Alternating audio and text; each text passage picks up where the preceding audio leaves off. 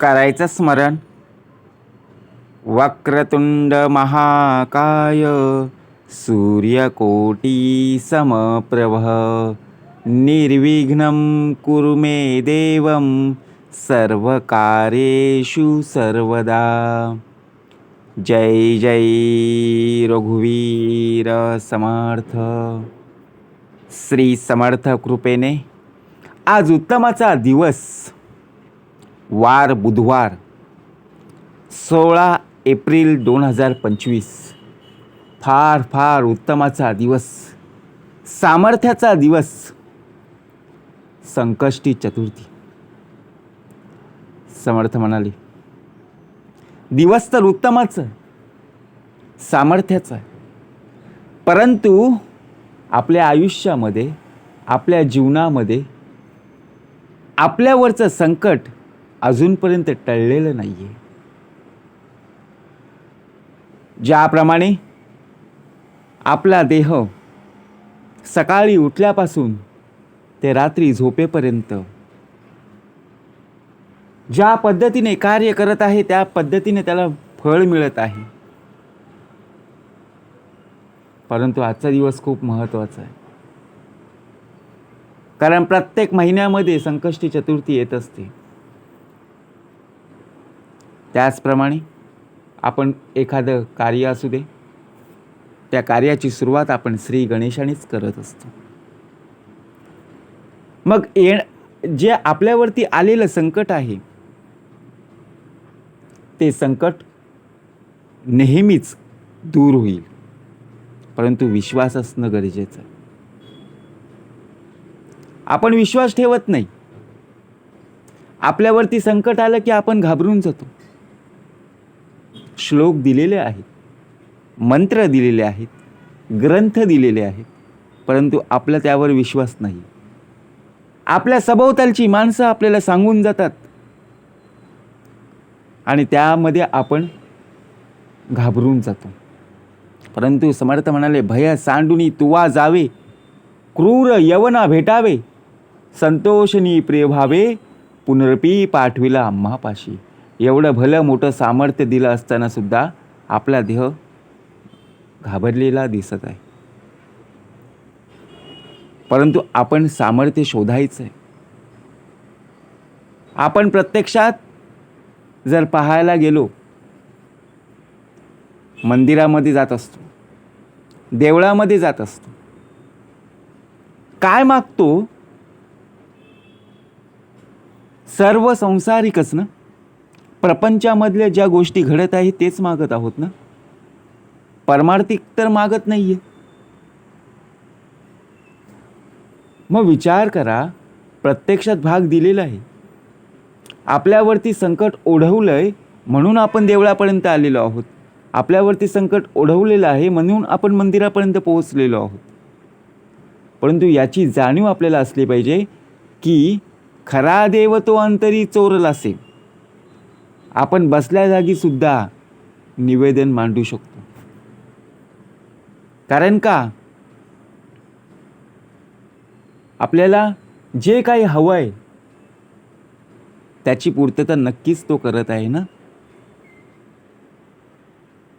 परंतु आपला विश्वासच नाहीये की माझं काम होईल की नाही, किंवा मी जे काम करायला घेतलेलं आहे त्या कामामध्ये ते अडथळे येणार नाही आहेत ना.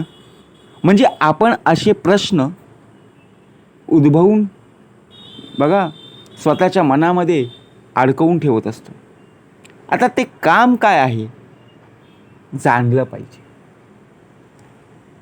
प्रत्येक क्षेत्रामध्ये प्रत्येकजण बघा, आता आपल्याला जर क्रिकेट खेळायचं आहे तर क्रिकेटमध्येच आपला छंद आहे, आवड आहे, त्यामध्येच आपण करिअर करणार ना. जर आपल्याला क्रिकेटमध्ये आवडच नाही आहे तर बॅट आणि बॉल घेऊन उन्हातानात जर गेलो तर आपल्याला शरीर साथ देईल का? नाही आहे, थकल्यासारखं होईल. कारण का, मनाला आवड नाही आहे, शरीराला आवड नाही आहे. मग त्याचप्रमाणे आपण एखादं कार्य ज्यावेळी आपण करतो ते काम मनाप्रमाणे करता आलं पाहिजे.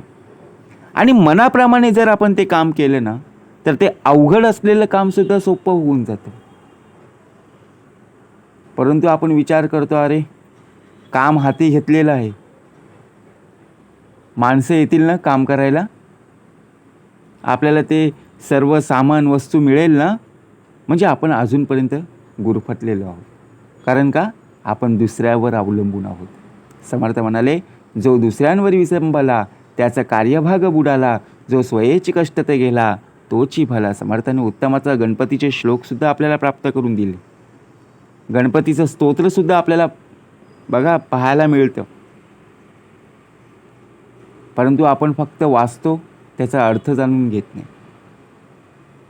कळलं पाहिजे ना, विद्यार्थ्यासी मिळे विद्या, धनार्थ्यासी मिळे धन, पुत्रार्थ्यासी मिळे पुत्र, मोक्षार्थ्याला मिळे गती.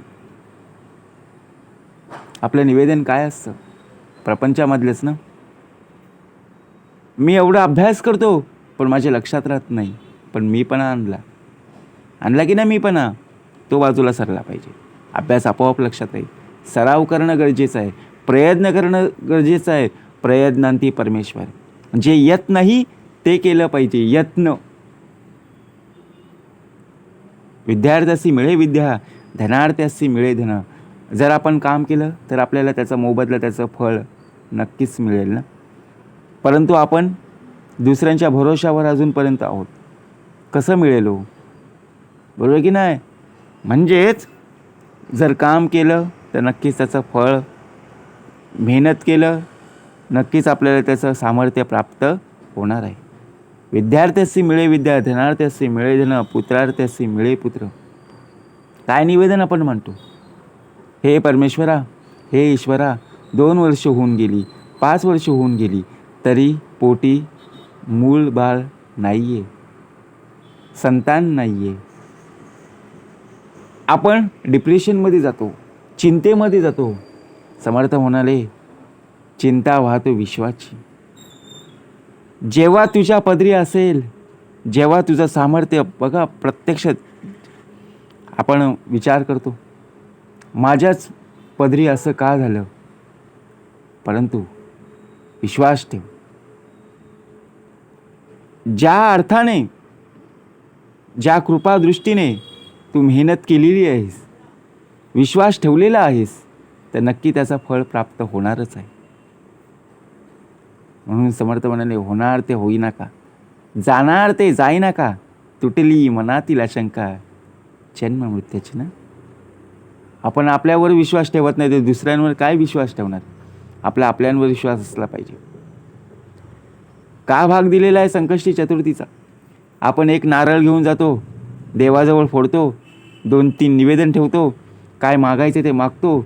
अहो, एका नारळामध्ये आपण एवढं मागत असतो, विचार करा. बरोबर की ना? आपला विश्वास आहे, श्रद्धा आहे नक्कीच, परंतु काय मागायचं हे सुद्धा आपण जाणून घेतलं पाहिजे ना. आपण काय मागतो? बरोबर की नाही? आपल्या अंतरी तो आहेच ना. खरा देव तो अंतरी चोरला असे. आपल्या अंतरी असताना आपण तिथे निवेदन मांडतच नाहीये. आपल्याला चालवणारा तो आहे, आपल्या मुखातून बोलणारा तो आहे. आपल्या 5 ज्ञानेंद्रिय, 5 कर्मेंद्रिय बघा प्रत्यक्षपणे प्राप्त करून दिलेली आहेत. तरीसुद्धा आपण अजून स्वतःवर विश्वास ठेवत नाही. समर्थ म्हणाले, संकट आलेलं आहे ना, प्रसंग आलेला आहे ना. अहो, जीवन आहे, आयुष्य आहे, संकट येणारच ना. परमेश्वराला सुद्धा संकट आलेली. परंतु जगी सर्व सुखी असा कोण आहे, विचारे मना तुझी शोधून पाय. या विचाराला प्रत्यक्षपणे खरा अर्थ आहे. जाणून घेतलं पाहिजे, या जगामध्ये सर्वात सुखी कोण आहे. बरोबर की नाही? कारण बघा, प्रभू श्रीराम त्यावेळी रावण सुद्धा होता ना. मग कृतयुग, त्रेतायुग, द्वापारयुग आणि आता प्रत्यक्ष कलियुग चालू आहे. या कलियुगामध्ये सुद्धा आपण पाहायला हवं की कशामध्ये सामर्थ्य आहे. आपण ते शोधत नाही. आपण फक्त मंदिरात जातो, नमस्कार करतो आणि निघून जातो. आपण वाहन चालवताना बघा, एक हात सोडतो, नमस्कार करतो. ज्यावेळी नियम आहेत, नियमांचं पालन केलं पाहिजे. ईश्वराची शिकवण आहे, परमेश्वराची शिकवण आहे. वाहन चालवताना आपण बघा टू व्हीलर घेऊन जातो, आपण लोकांनी पाहण्यासाठी आपण मुद्दाम हात जोडतो. अहो, हँडल जर चुकीचा बघा या पद्धतीने जर वळाला तर काय होईल? दोष कोणासाठी आहे? दोष तो काय विचार करेल, मी मंदिर दिसलं म्हणून हात जोडले. हात जोडले नाही, लोकांनी पाहावं यासाठी हात जोडलेस.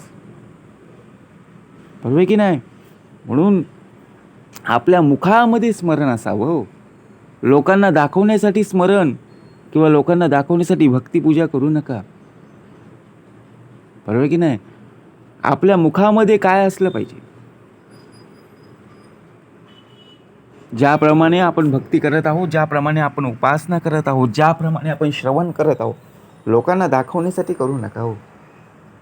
अहो, येऊ दे ना संकट, येऊ दे ना प्रसंग. लोक फक्त हसणारी असतात, पोचणारी मात्र कोणी नसतं. कोण मदतीला आलेला आहे? विचार करा. आपण जाणून घ्यायचं, कोणाला बोलायचं नाही. परंतु ज्यावेळी संकट टळून जातो, ज्यावेळी प्रसंग निघून जातो, त्यावेळी लोक आपल्याला विचारणारे येत असतात. जी पाहणारी होती ते नंतर विचारतात, काय हो, कसं झालं? बरोबर की नाही? म्हणजे विचार करा. आपण जे नियम आहेत ते नियमाला धरून चाललं पाहिजे. कारण जर आपण नियम मोडले तर समोर यम आहेच ना. मग समर्थ म्हणाले, काळाची बावडी पडेल बा जेव्हा, तेव्हा सोडविना माय बाप. मग जेव्हा तुझं सामर्थ्य संपूर्णपणे, जेवढी तुझी पुण्याई आहे तोपर्यंत ठीक आहे. परंतु पुण्याई जर तुझी संपली, मग तुला इथून निघून जायलाच हवं ना. मग काय करून जाणं आहे हे सुद्धा आपण शिकलं पाहिजे. ज्याप्रमाणे आपण लहान होतो, बालपण, तरुणपण, म्हातारपण, बरोबर की नाही? परंतु आपण बालपणामध्ये काय केलं, तरुणपणामध्ये आपण किती मजा मारली, आणि आपलं वृद्धापन कसं चाललंय, विचार करायला हवा. बरोबर की नाही? म्हणजे भाग कसा दिलेला आहे. सर्वात महत्त्वाचं म्हणजे आजची चतुर्थी खूप महत्त्वाची, प्रत्येक महिन्यामध्ये येत असते. परंतु आपण स्मरणामध्ये असलं पाहिजे. मरणाचे स्मरण असावे शेवटच्या श्वासापर्यंत. बघा, ज्याप्रमाणे वक्रतुंड महाकाय सूर्यकोटी समप्रभ निर्विघ्नं कुर्मे देव सर्व कार्येषु सर्वदा फक्त श्लोक म्हणत असतो.